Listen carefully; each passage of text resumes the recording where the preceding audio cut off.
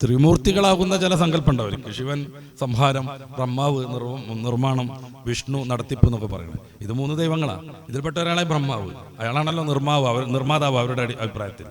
അപ്പോൾ ഇയാളെ ഇങ്ങനെ വീട് നിർമ്മാണം, കെട്ടിട നിർമ്മാണത്തിൽ ഇങ്ങനെ ഈ തറയിൽ ഒന്നിച്ച് സങ്കല്പിക്കുന്ന ഒരു രീതിയുണ്ട് ഈ ജ്യോതിഷത്തിൽ. അദ്ദേഹത്തിൻ്റെ കാലാണ് വെക്കേണ്ടത് ഈ കന്നിമൂലയിൽ, പടിഞ്ഞാറ് കിഴക്കാമൂലയിൽ അദ്ദേഹത്തിൻ്റെ കാല് വെക്കണം. അവിടെ നിന്ന് ഇങ്ങനെ വന്നിട്ട് അദ്ദേഹത്തിൻ്റെ പൊക്കിളിൻ്റെ ഭാഗത്ത് പൂജാമുറി വേണം, അദ്ദേഹത്തിൻ്റെ തലയുടെ ഭാഗത്ത് ഈ അടുക്കള വരണം, വലത് കൈൻ്റെ ഭാഗത്ത് സിറ്റൗട്ട്, ഇങ്ങനെ ഒരു സങ്കല്പമുണ്ട്. അതിനുവേണ്ടിയാണ് ഈ ബ്രഹ്മാവ് വാസ്തുപുരുഷൻ എന്നൊക്കെ പറഞ്ഞിട്ട് ഈ ദേഹത്തെ അവർ സങ്കല്പിച്ച് കൂട്ടുന്നത്. ഇസ്ലാമിക് ബ്രഹ്മാവ് എന്ന് പറയുമ്പോൾ ആലോചിച്ച് നിങ്ങൾ, ഞാൻ പറഞ്ഞില്ലേ ഈ ഒലക്കോ പാന്തവനൊക്കെ ഏറ്റി വിട്ടണ മാതിരി, അതേ പ്രകാരം തന്നെ ഈ വട്ടത്തിൽ ത്രികോണം ഉണ്ടാകണ മാതിരിയുള്ളൊരു പരിപാടിയാണ്. എന്നിട്ട് ഈ സ്വാമി പറയാണ് ഇസ്ലാമിക് ഈ കുടോത്രം എന്നൊക്കെ പറഞ്ഞാൽ ജിന്നിനെ വിടലാണ്, അവരെ വേഗം തിരിച്ച് അങ്ങോട്ട് വിടാൻ പറ്റും, അത് പൊളിക്കാൻ വളരെ എളുപ്പമുണ്ട്, അതുകൊണ്ട് ഹൈന്ദവരാവുന്ന നമ്മളൊന്ന് ബേജാറാവണ്ടാന്ന്. പഠിച്ച റബ്ബേ, എവിടേക്ക് എത്തി വർഗീയത?